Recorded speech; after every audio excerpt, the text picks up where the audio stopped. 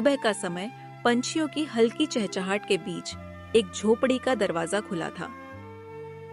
अंदर सीताराम अपने बिस्तर से उठता है।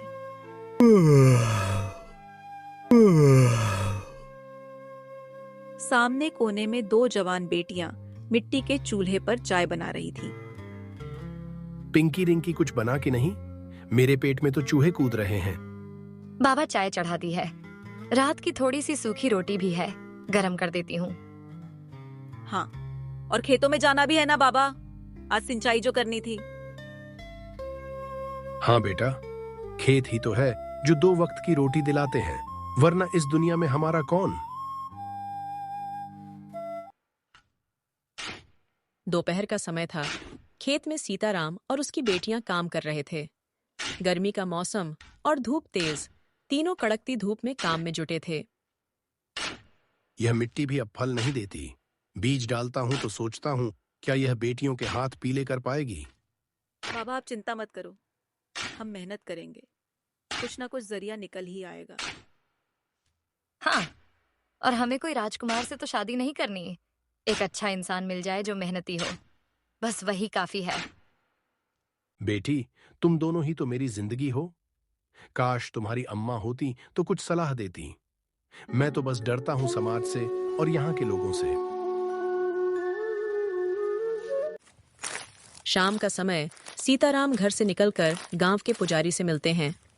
पुजारी जी चौपाल पर बैठे थे। सीताराम पास आकर धीरे से बात करता है। पंडित जी, आप तो सब जानते हैं, मेरी बेटियां अब शादी लायक हैं। कोई अच्छा लड़का दिखे तो जरा मेरी ओर भी ध्यान दीजिएगा। सीताराम, जमाना बदल गया है। अब लोग दहेज देखते हैं, जमीन जायदाद पूछते हैं। तुम्हारे पास है क्या? पंडित जी, मेरे पास तो बस 2 बीघा जमीन है और मेरी 2 बेटी जो मेरे लिए अनमोल रत्न है। अच्छा ठीक, देखता हूं।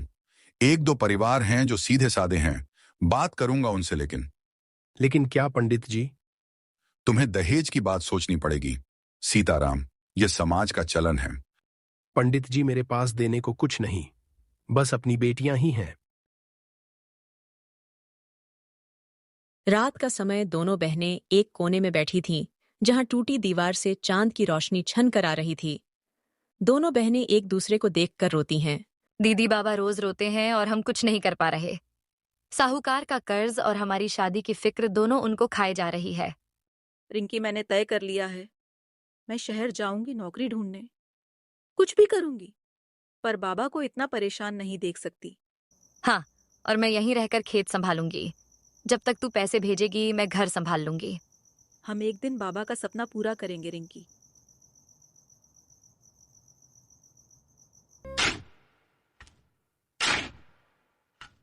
अगली सुबह सीताराम अकेला खेत पर काम कर रहा था। दोपहर का समय हो चुका था। गर्मी तेज थी। खेतों से कुछ दूरी पर एक नहर था और एक पुराना पीपल का पेड़ था। वहीं पेड़ नीचे सीताराम अकेला बैठा गया। लेकिन आज सीताराम की आंखों में बेबसी थी। बेचारा बहुत ही लाचार और हारा हुआ लग रहा था। क्या मैं अच्छा बाप नहीं हूं? 2 बेटियां जवान हैं और मेरे पास ना देने को दहेज है, ना ही कोई रिश्तेदार और ना ही पैस कमाने का कोई दूसरा साधन, और ऊपर से सेठ का कर्ज भी बाकी है। वह थोड़ा रुकता है, फिर नहर की ओर देखता है। क्यों जी रहा हूं मैं, और किसके लिए? मैं तो बोझ बन गया हूं पिंकी और रिंकी पर। मेरा तो मर जाना ही बेहतर है। सीताराम धीरे धीरे नहर की ओर बढ़ता है। उसकी चाल लड़खड़ाती है। माफ करना बेटियों, तुम्हारा बाबा हार गया। वह जोर का छलांग लगाता है। कुछ ही क्षण में सन्नाटा, हवा थम सी जाती है।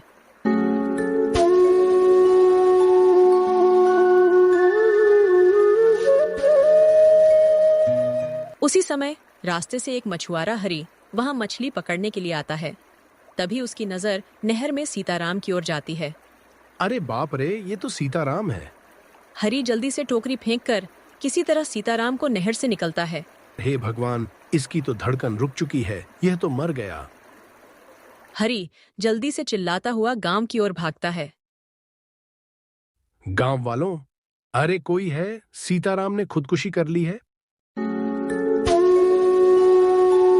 कुछ देर बाद सीताराम के घर गांव वाले इकट्ठा हो गए। सीताराम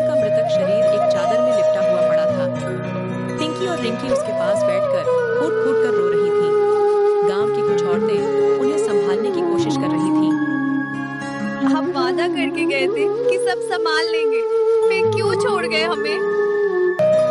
बाबा, तुमने ऐसा क्यों किया? हम तुम्हारे बिना कैसे जिएंगे? हाय सीताराम, तो बहुत सीधा आदमी था, बेटियों की चिंता खा गई उसे। हाँ, आजकल दहेज के डर ने न जाने कितने बापों को निगल लिया है।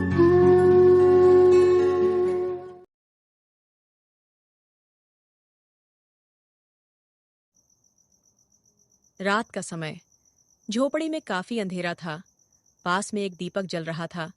दोनों बहनों के सामने सूखी रोटी रखी थी। अब तू ही है मेरा सहारा रिंकी।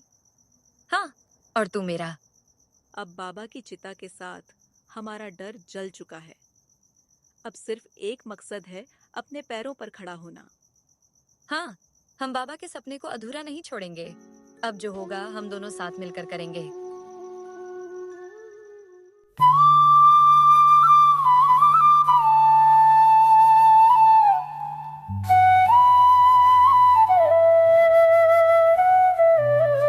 एक महीने बाद टूटी हुई झोपड़ी के अंदर पिंकी और रिंकी चुपचाप बैठी थी।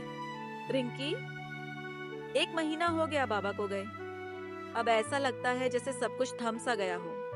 हाँ दीदी, ना कोई काम मिला ना कोई सहारा।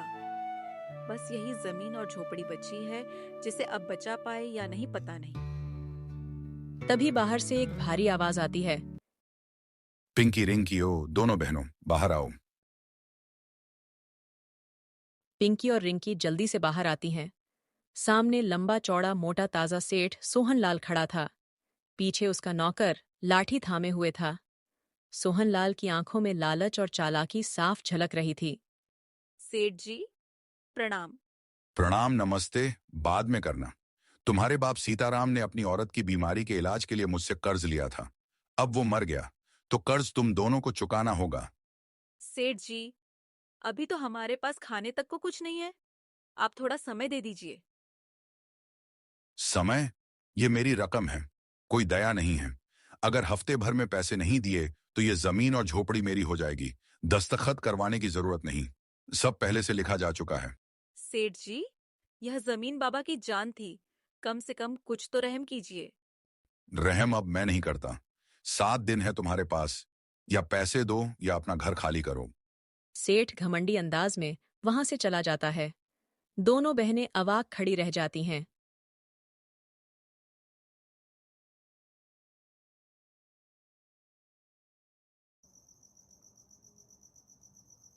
रात का समय। झोपड़ी के अंदर अंधेरा था। दोनों बहनें चुपचाप बैठी थीं।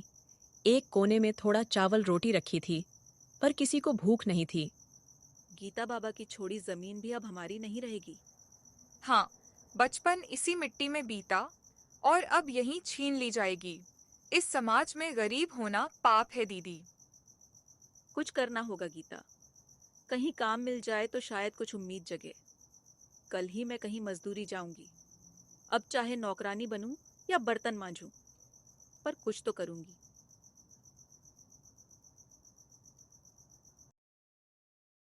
इसके बाद रिंकी घर का काम करती और पिंकी गांव में ही अमीर लोगों के यहाँ काम करने लगी। इस तरह पूरा हफ्ता बीत गया। 7 दिन बाद सेठ सोहनलाल फिर आया। इस बार उसके साथ 2 आदमी और थे, एक नौकर और एक पटवारी। पिंकी काम करने गई हुई थी, जिस वजह से रिंकी अकेली थी। ए लड़की, तुम्हारा समय पूरा हुआ। कहाँ है मेरे पैसे? सेठ जी, मेरी बहन काम करने गई है, कुछ पैसे लाती होगी। बकवास बंद कर। अब यह जमीन और झोपड़ी मेरी है। पटवारी जी, कागज तैयार है? हाँ सेठ जी, सब लिखा पड़ा है। सेठ जी, मेरी बहन को तो आने दीजिए। चलो हटो लड़की, यह जगह अब मेरी है। तुम खुद अपना सामान लेकर निकल जाओ, वरना बेमतलब के मुझे फेंकने पड़ेंगे और वो अच्छा नहीं लगेगा। रिंकी झोपड़ी से कुछ सामान लेकर चुपचाप निकलकर बाहर बैठ जाती है और सेठ झोपड़ी में बड़ा तला लगाकर वहां से चला जाता है। थोड़ी देर में पिंकी भी काम से लौट आती है और सामने जमीन पर बैठी रिंकी को देखकर घबरा जाती है। क्या हुआ रिंकी? तू ऐसे बाहर क्यों बैठी है? क्या हुआ बहन, कुछ तो बोल। दीदी, सेठ आया था और उसने हमारी जमीन, हमारा घर सब छीन लिया दीदी। हे भगवान, अब हम क्या करें? हमारे पास कुछ भी नहीं बचा। ये लड़ाई अब रुकेगी नहीं दीदी। अब हम झुकेंगे नहीं। अब बारी हमारी है समाज को जवाब देने की। चलो रिंकी, अब इस गांव में हमारा कुछ नहीं बचा, बस यादें हैं और दर्द। हाँ दीदी, लेकिन जब तक हम साथ हैं हम कुछ न कुछ कर ही लेंगे। पिंकी और रिंकी अपनी झोपड़ी को आखिरी बार पलट कर देखती हैं। उनकी आंखों में आंसू थे, हाथों में एक छोटी पोटली और एक दूसरे का सहारा था। दोनों बहनें जंगल की ओर बढ़ जाती हैं। उनके पांव कांप रहे थे, पर उनका हौसला उन्हें थामे हुए था। दोपहर का समय, सूरज सिर पर था। पसीने से लथपथ बहनें एक पेड़ के नीचे सुस्ताने के लिए बैठती हैं। तभी दूर से एक बूढ़ा आदमी सामने से आता है और उनको देखकर रुक जाता है। दोनों बहनें थोड़ा घबरा जाती हैं, लेकिन बूढ़े आदमी की आंखों में अपनापन था। अरे बेटियां, कहाँ जा रही हो इस तपती दोपहर में? चेहरे से तो लग रहा है कोई भारी दुख लेकर निकली हो। दोनों बहनें उस आदमी के सवाल का कोई जवाब नहीं देती। घबराओ मत बेटा, मैं तो तुम्हारे बाप जैसा हूं। कोई परेशानी है तो मुझे बताओ, शायद मैं मदद कर सकूं। बाबा, हम अपना घर खो बैठे हैं। हमारे पिता की मौत के बाद गांव का सेठ हमारी जमीन और झोपड़ी दोनों छीन ली। अब हमारे पास ना पैसा है ना कोई ठिकाना, बस पेट भरने और इज्जत बचाने की कोशिश में निकले। हाय राम, कैसा जमाना आ गया है। बेटियों को यूं दर दर भटकना पड़ रहा है। बेटा, मेरा घर यही पास में है। तुम चाहो तो मेरे घर चल सकती हो। मेरे घर में बस मैं और मेरी पत्नी रहते हैं। लेकिन बाबा, हम किसी पर बोझ नहीं बनाना चाहते। हम कुछ काम करके इज्जत के साथ जीना चाहते हैं। हाँ हाँ, काम भी कर लेना। पहले सर पर कोई छत जरूरी है बेटा, वरना इस कलयुग में दरिंदों की कमी नहीं जो तुम जैसी मासूम को नोचने की तलाश में फिरते हैं। हाँ बाबा, आप बिल्कुल ठीक बोल रहे हैं।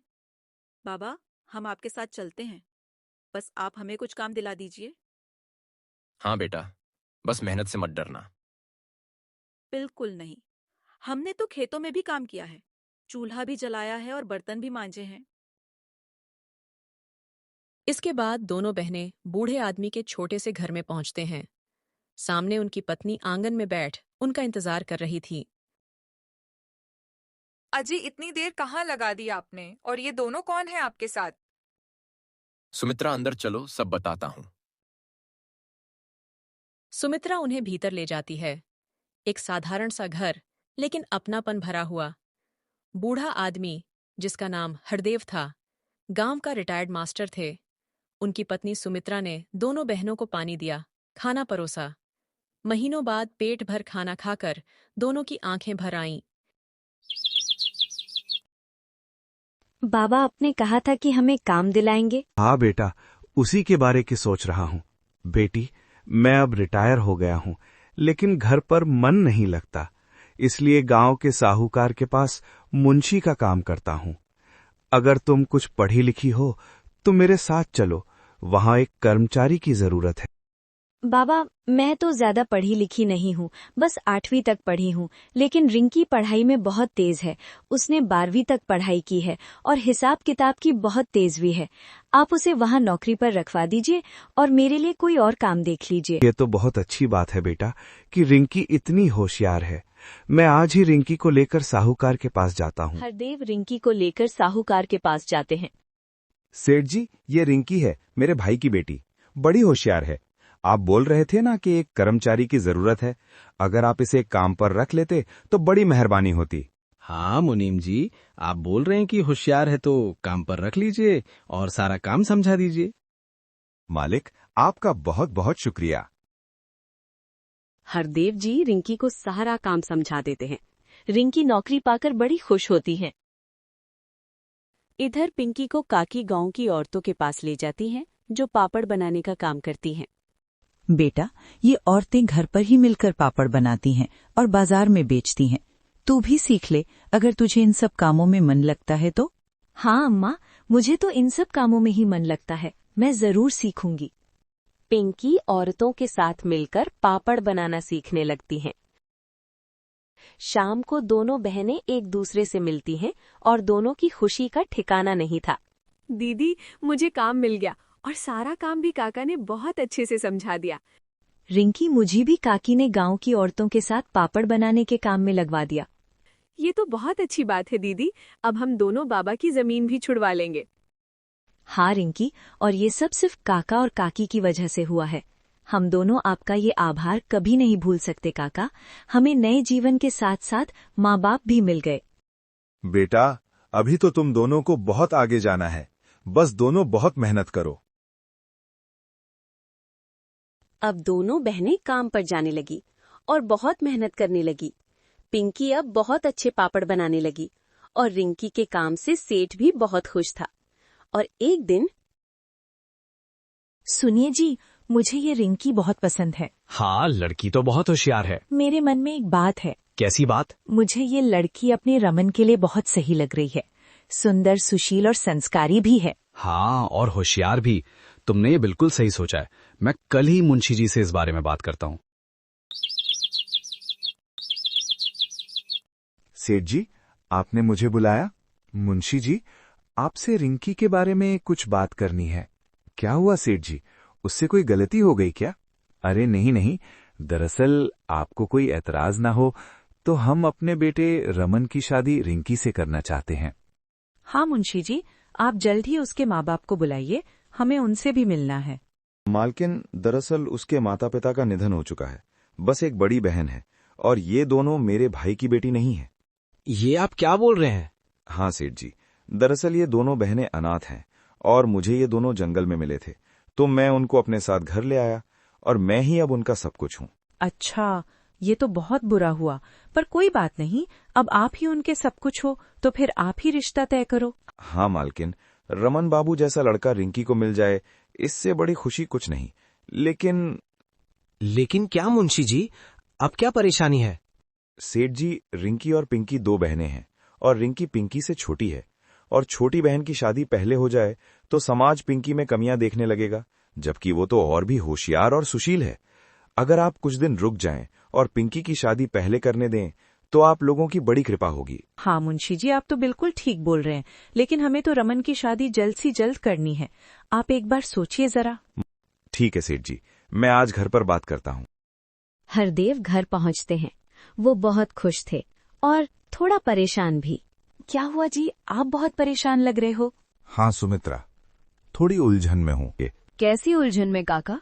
बेटा, दरअसल सेठ जी और मालकिन को रिंकी बहुत पसंद है और वो अपने इकलौते बेटे से रिंकी की शादी जल्द से जल्द करना चाहते हैं। ये आप क्या बोल रहे हैं काका? ये तो बहुत खुशी की बात है। इसमें क्या परेशानी है बाबा? हाँ जी, ये तो बहुत खुशी की बात है। फिर आप परेशान क्यों हैं? परेशानी की ये बात है कि पिंकी, तेरी शादी से पहले भला मैं रिंकी की शादी कैसे कर सकता हूँ? रिंकी को इतना अच्छा परिवार मिल रहा, वो हमेशा खुश रहेगी। इससे बड़ी बात मेरे लिए कुछ नहीं। आप शादी के लिए हाँ बोल दीजिए। बेटा, अभी तू नहीं समझती, ये समाज बहुत जालिम है। छोटी बहन की शादी पहले हो गई तो लोग तुझमें कोई न कोई कमी ढूंढने लगेंगे। बाबा कोई बात नहीं, मुझे कोई फर्क नहीं पड़ता। नहीं बाबा, बिल्कुल ठीक बोल रहे। और सुन दीदी, तेरी शादी से पहले मैं शादी नहीं करूंगी। तुम सब चुप हो जाओ। और हाँ, पिंकी की शादी पहले होगी। मैंने तो पिंकी के लिए बहुत पहले ही एक लड़का पसंद कर लिया है। सुमित्रा, ये तुम क्या बोल रही हो? कौन है वो लड़का? हमारा बेटा अमित। भला पिंकी से अच्छी बहू हमें मिल सकती है क्या? मैंने तो पिंकी को कब की अपनी बहू स्वीकार कर लिया है, बस आपसे बात करने का मौका नहीं मिला। सुमित्रा, ये तो तुमने बहुत अच्छा फैसला लिया है। मैं कल ही अमित को फोन करके बुलाता हूँ और सेठ जी को भी रिंकी की शादी के लिए हाँ कर देता हूँ। बाबा, आपका बेटा?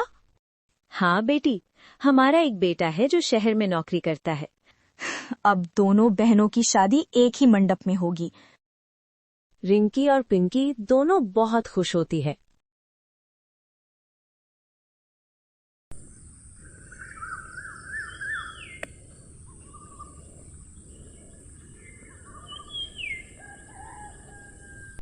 कुछ ही दिनों में दोनों बहनों की शादी हो जाती है, पिंकी की अमित से और रिंकी की रमन से।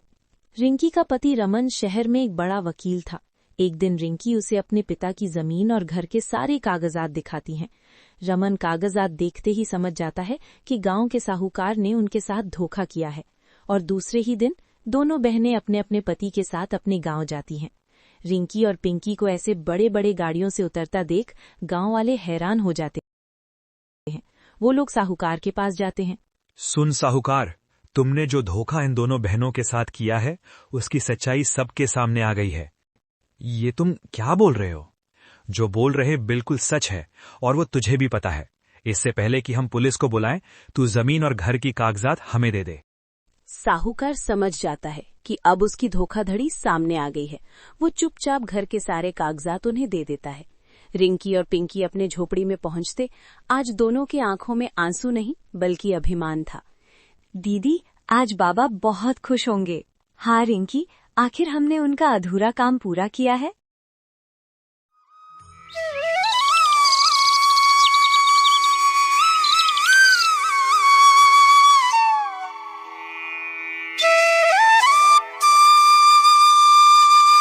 एक समय की बात है, विष्णुपुर नाम का एक सुंदर सा गांव था। गांव में 2 भाई रहा करते थे, रमेश और सुरेश। रमेश बहुत ही धनवान व्यक्ति था। उसके पास धन दौलत की कोई कमी नहीं थी।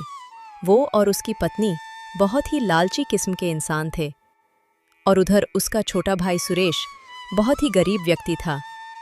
माता पहले ही गुजर चुकी थी और पिता के बिस्तर पर पड़ते ही रमेश और उसकी पत्नी शहर में रहने चले गए और बीमार पिता की जिम्मेदारी छोटे भाई पर छोड़ दी। सुरेश बहुत ही मेहनती और संतोषी व्यक्ति था। वह अपने गांव की जमीन पर ही सारा दिन मजदूरी करता ताकि वह अपना गुजर बसर कर सके। सुनो, पिताजी की दवाइयाँ खत्म हो गई हैं। हाँ सुनीता, मुझे याद है, पर मेरे पास इतने पैसे नहीं कि मैं दवा खरीदूं। तो अब हम क्या करेंगे? आप एक काम करो, भैया के पास खबर भेजवा दो कि वो पिताजी की दवाइयाँ भिजवा दे। आखिर पिताजी उनकी भी जिम्मेवारी है। बड़े भाई रमेश ने शहर में बसने के लिए पिता का आधा से अधिक धन ले लिया था और कभी-कभी गांव अपने पिता से मिलने आया करता था। सुनो, मैं सोच रहा हूँ कि कल हम गांव पिताजी से मिलने चले जाए। क्यों? अभी पिछले महीने ही तो हम उनसे मिलने गए थे। फिर जाएंगे तो खर्च बढ़ जाएगा और वो लोग कोई न कोई और खर्च बता देंगे। अरे वो सब थोड़े बहुत तो खर्च करने ही होंगे। पिताजी को ये नहीं लगना चाहिए कि उनकी देखभाल सिर्फ सुरेश और उसकी पत्नी कर रहे हैं। इसलिए हमें भी समय समय पर मिलने जाना चाहिए। अभी पूरा बंटवारा भी नहीं हुआ है और कहीं पिताजी सारी जमीन सुरेश के नाम न कर दे। और मैंने सुना है कि सुरेश की गेहूं की फसल बहुत अच्छी आई है। चलो जरा देख कर आते हैं और थोड़ा बहुत लेकर भी आएंगे। ये तो आप ठीक बोल रहे हो। ठीक है, फिर कल ही हम गांव चलते हैं। रमेश इतना सारा धन पाकर भी खुश नहीं था। उसके मन के कोने कोने में धन की लालच भरी हुई थी। उसके पास जितना ही धन था उसे उतना ही कम दिखाई पड़ता था और उसकी नज़र अब अपने छोटे भाई सुरेश की जमीन पर थी।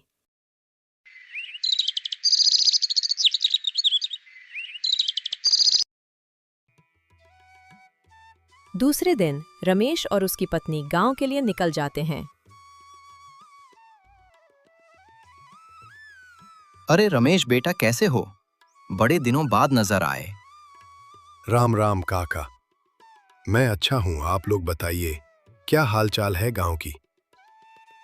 सब कुछ बहुत अच्छा है बेटा, और इस बार तो हम सबकी फसल भी बहुत अच्छी हुई है। सुरेश की फसल भी बहुत अच्छी हुई है।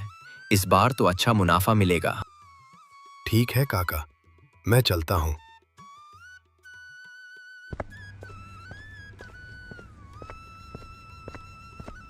अरे सुनो, घर तो पीछे निकल गया। हम खेत तक क्यों जा रहे हैं? गौरी, चलो पहले खेत पर चल के फसल ही देख लिया जाए।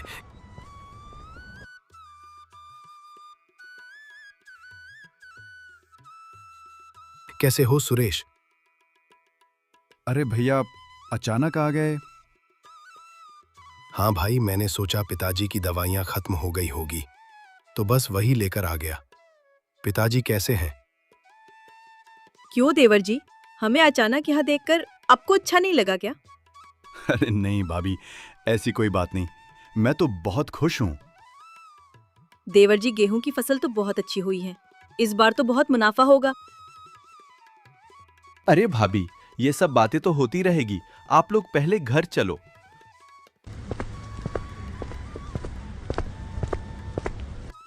सब घर पहुंचते हैं। सुनीता उनकी खातिरदारी करती है। पिताजी कैसे हैं? देखिए मैं आपकी दवाइयाँ ले आया हूँ।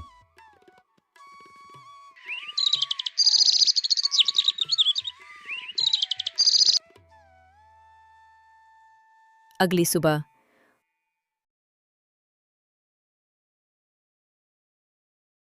क्या हुआ सुनीता, तुम इतनी परेशान क्यों हो? और वो आदमी कौन था? सुनो, मेरी माँ की तबीयत बहुत ज्यादा खराब है। अभी सोहन काका ये खबर लेकर आए हैं। आप मेरे साथ जल्दी मेरे घर चलो। लेकिन सुनीता, यहाँ पिताजी को कौन संभालेगा? और हमारी फसल की कटाई भी करनी है। फसल बिल्कुल तैयार है, और अगर बारिश हो गई तो सारी फसल खराब हो जाएगी। एक काम करो, तुम अकेले ही अपने घर चली जाओ। दूर खड़े सुरेश के भाई भाभी ये सब सुन रहे थे, और रमेश तुरंत बोलता है, अरे सुरेश, तुम भी ना, कैसी बात कर रहे हो? हम दोनों हैं ना ये पिताजी के पास। कुछ दिन हम दोनों को भी पिताजी की सेवा का मौका दो। और रही फसल की बात तो तुम चिंता मत करो, मैं फसल की कटाई करवा दूंगा। तुम बेफिक्र होकर सुनीता को लेकर उसके घर ले जाओ। ठीक है भैया, आप लोगों पिताजी का अच्छे से ध्यान रखना, मैं जल्दी आ जाऊंगा। सुरेश और सुनीता तुरंत निकल जाते हैं। तुम्हारा दिमाग तो खराब नहीं हो गया ना? भाला इस बुड्ढे का ख्याल कौन रखेगा? मुझसे तो उम्मीद भी मत रखना। अरे गौरी, तुम भी ना कुछ नहीं समझती हो। मैं तो इस समय का इंतजार कर रहा था। मैं कुछ समझी नहीं। सुनो, सुरेश की फसल कटाई के लिए बिल्कुल तैयार है। मैं आज ही सारी फसल कटवा कर बेच दूंगा, और फसल बेचकर जितने भी पैसे मिलेंगे उसमें से कुछ सुरेश को दे दूंगा। आपने तो बहुत दूर की सोच ली। ठीक है, अब जल्दी खेत पर जाओ और फसल की कटाई करवाओ। सुरेश पहले गांव के लोगों से मिलता है और फसल का भाव पता करता है, फिर सारी फसल कटवाकर उसे बेच देता है। गौरी, तुम्हें पता है मैंने पूरे 25,000 की फसल बेची। सोचो, हमें तो इतने सालों से पता ही नहीं था कि सुरेश भैया फसल बेचकर इतने पैसे कमाते हैं। सुनो, भी सारे पैसे उन्हें मत दे देना। नहीं नहीं, मैं भला उसे सारे पैसे क्यों दूंगा? इतने सालों से सारा मुनाफा तो सुरेश ही रख रहा था ना।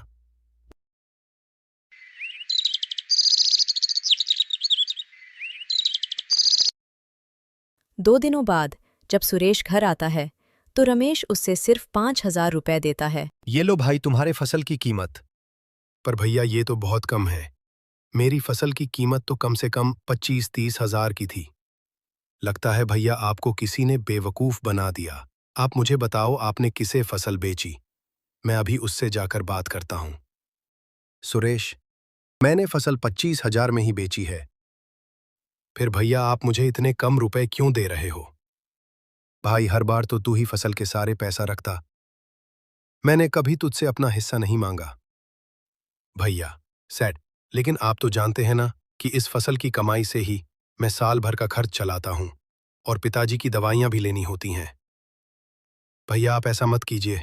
सुरेश, जितना मैं तुम्हें दे रहा हूं वो बहुत है। और हां, मैंने पिताजी से बात करके बंटवारा करवा लिया है। भैया, आप ये क्या बोल रहे हो? आपने बंटवारा करवा लिया, लेकिन क्यों? और वो भी तब जब मैं यहां मौजूद भी नहीं था। हाँ भाई, मेरे पास इतना समय नहीं कि मैं यहाँ बार बार आऊं। और हाँ, मैंने ये बंटवारा सरपंच काका के सामने ही करवाया है। तो आज से पूरब दिशा की खेत तुम्हारी है। पर भैया, वो जमीन तो उतनी उपजाऊ नहीं है। भला मैं वो खेत लेकर क्या करूंगा? सुरेश, मैं इस घर में कोई हिस्सा भी तो नहीं ले रहा हूं। तो अच्छी जमीन तो मैं लूंगा ना। तुम इस घर में आराम से रहो, और पिताजी से मिलने हम लोग आते रहेंगे। और तुम उनकी दवाइयों की भी चिंता मत करना। मैं समय पर दवाइयां भिजवा दूंगा, या फिर खुद लेकर आ जाऊंगा। और हाँ, मैंने पश्चिम वाली जमीन भोला को दी है खेती करने के लिए। हाँ, ठीक है भाई, अब हम चलते हैं। पिताजी का ख्याल रखना। इतना बोलकर रमेश और उसकी पत्नी घर से निकल जाते हैं। अब मुझे सारा खेल समझ आया। वही तो मैं बोलूं कि तुम्हारे भैया ने इतने प्यार से हमें मेरे घर जाने को क्यों कहा। वैसे तुमने उन लोगों को ऐसे कैसे जाने दिया? क्या तुम्हें उनकी सारी बातें मंजूर है? और वो क्या बोल रहे हैं कि उन्होंने पिताजी से बात कर ली? क्या उन्हें पता नहीं कि पिताजी तो पिछले 1 महीने से कुछ बोलते ही नहीं? सुनीता, मैं भी वही सोच रहा हूं कि क्या सच में पिताजी ने बात की? तो अब पिताजी मुझसे क्यों नहीं बोल रहे? तुम ना बुद्धू के बुद्धू ही रहोगे। तुम्हें अब भी ये समझ में नहीं आ रहा कि तुम्हारे भैया ने तुम्हारे भोले और सीधे होने का फायदा उठाया है। सुनीता, मुझे तो बस इस बात से संतोष है कि भैया पिताजी को अपने साथ नहीं ले गए। पिताजी मेरे पास हैं, तो मैं उस बंजर जमीन को भी उपजाऊ बना दूंगा। यानी कि तुम्हें उनके इस बेईमानी से कोई फर्क नहीं पड़ रहा। हे भगवान, किस बुद्धू राम को मेरे गले बांध दिया।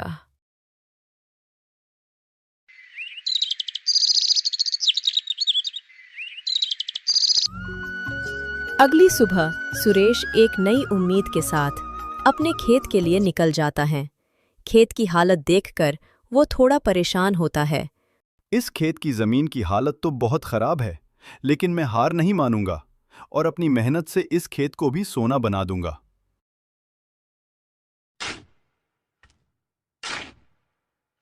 सुरेश जोर शोर से खेत में लग जाता है। तभी गांव के सरपंच उधर से निकल रहे थे। अरे सुरेश, तुम इस बंजर जमीन पर क्या कर रहे हो? सरपंच की बात सुनकर सुरेश को कुछ समझ नहीं आता और वो बोलता है, सरपंच जी, आप ऐसा क्यों बोल रहे, जैसे आपको कुछ पता ही नहीं। आपके सामने ही ना रमेश भैया ने हमारा बंटवारा करवाया और मेरे हिस्से में ये खेत दे दी। ये तुम क्या बोल रहे हो सुरेश? मैं तो रमेश से मिला भी नहीं। लगता है उसने तुम्हारे भोलेपन का फायदा उठा लिया और तुम्हें ये बंजर जमीन दे दी। अगर तुम चाहो तो पंचायत में शिकायत कर सकते हो। नहीं सरपंच जी, मुझे कोई शिकायत नहीं करनी। जैसी तुम्हारी मर्जी। तुम्हारे साथ रमेश ने बहुत गलत किया, लेकिन मुझे पता है कि तुम अपनी लगन और मेहनत से इस बंजर जमीन को भी उपजाऊ बना दोगे। ठीक है, मैं चलता हूं। और हाँ, अगर कोई मदद चाहिए तो मेरे पास जरूर आना। यानी कि सुनीता बिल्कुल ठीक बोल रही थी कि भैया ने मुझे धोखा दिया, लेकिन मैं ये बात सुनीता को नहीं बताऊंगा।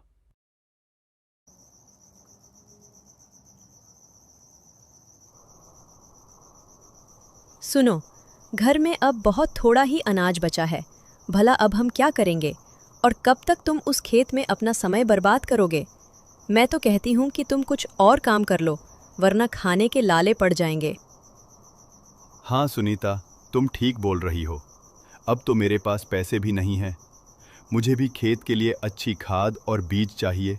ये सब कैसे होगा? मैं कल से खेत के काम के साथ साथ कहीं मजदूरी का काम भी शुरू कर देता हूँ।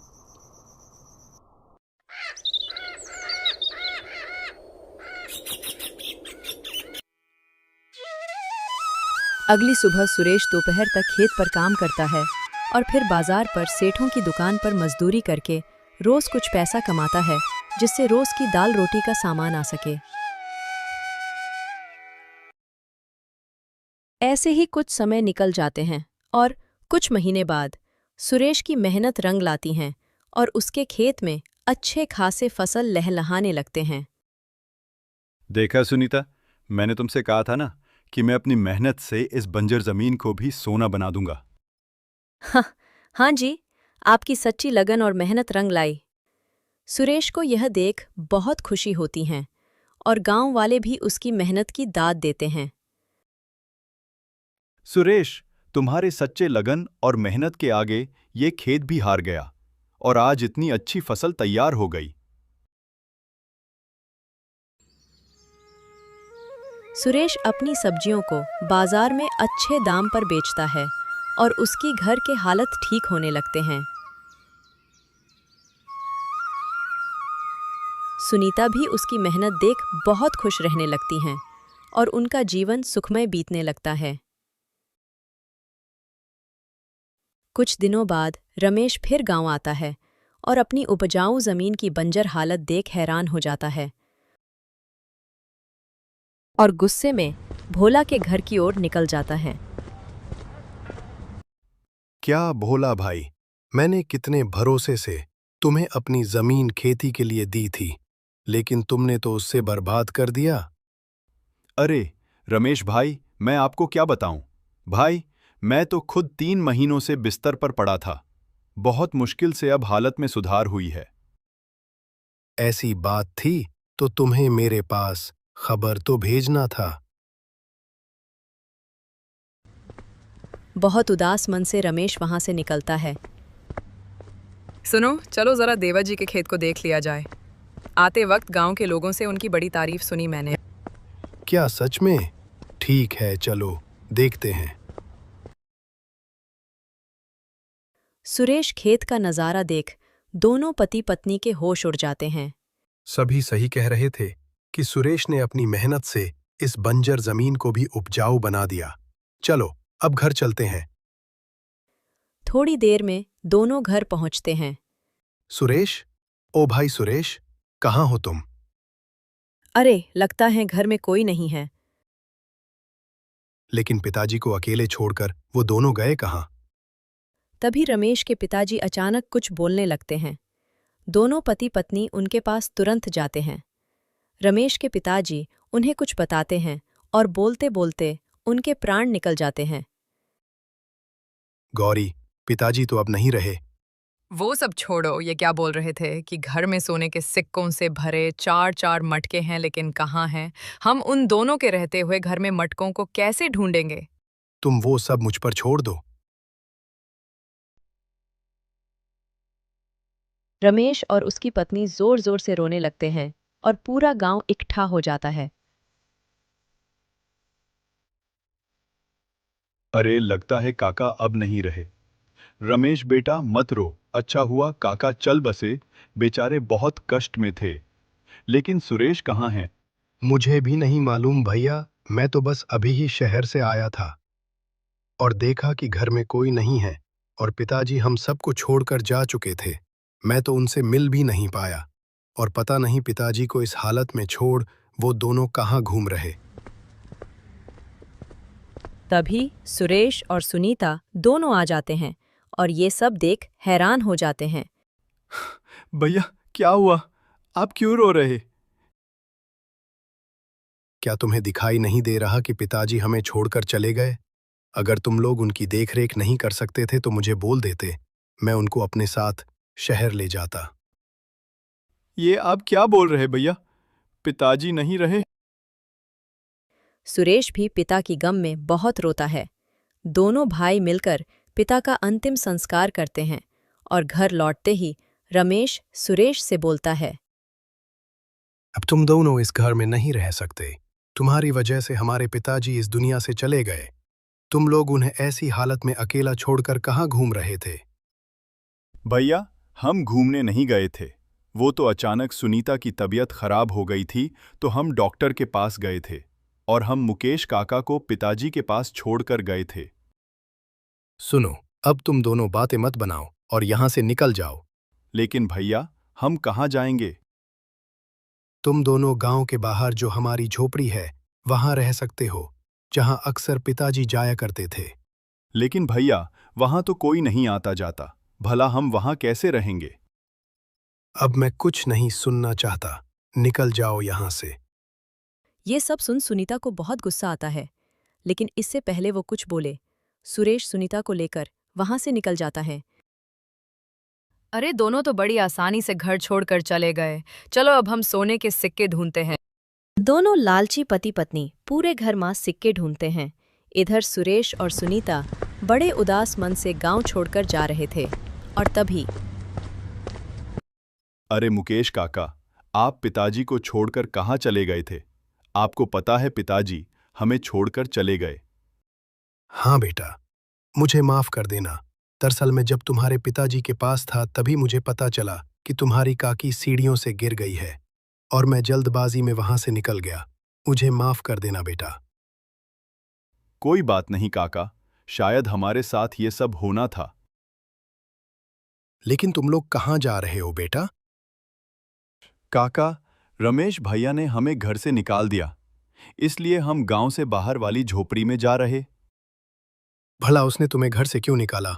और उस सुनसान झोपड़ी में तुम लोग कैसे रहोगे? वहां तो कोई आता जाता भी नहीं है। पता नहीं काका। अच्छा, हम चलते हैं।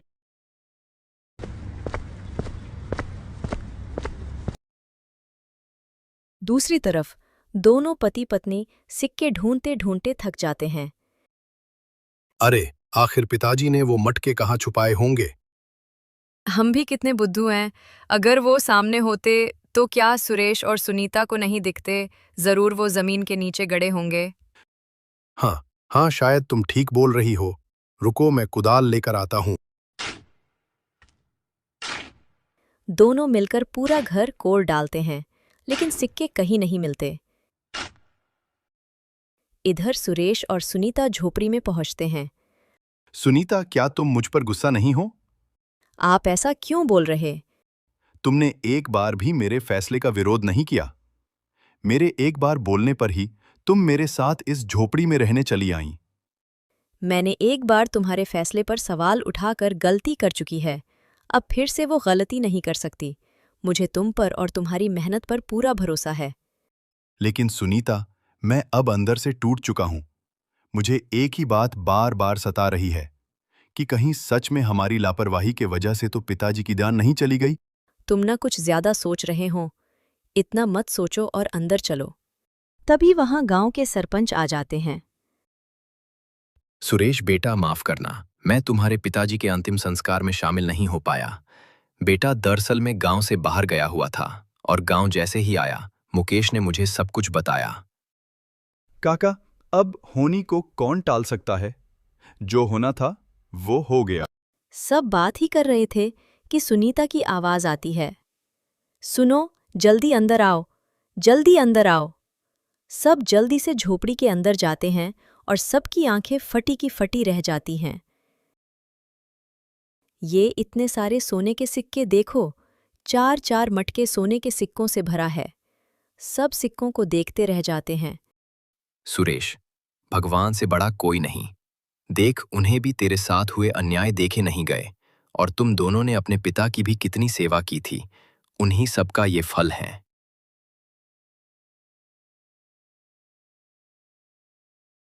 सारी ये बात पूरे गांव में फैल जाती है।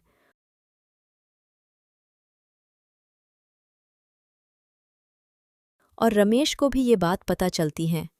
मैंने सिर्फ सुना था कि लालच का फल बुरा होता है, लेकिन आज देख भी लिया, मेरे लालच ने मुझे कितना गिरा दिया।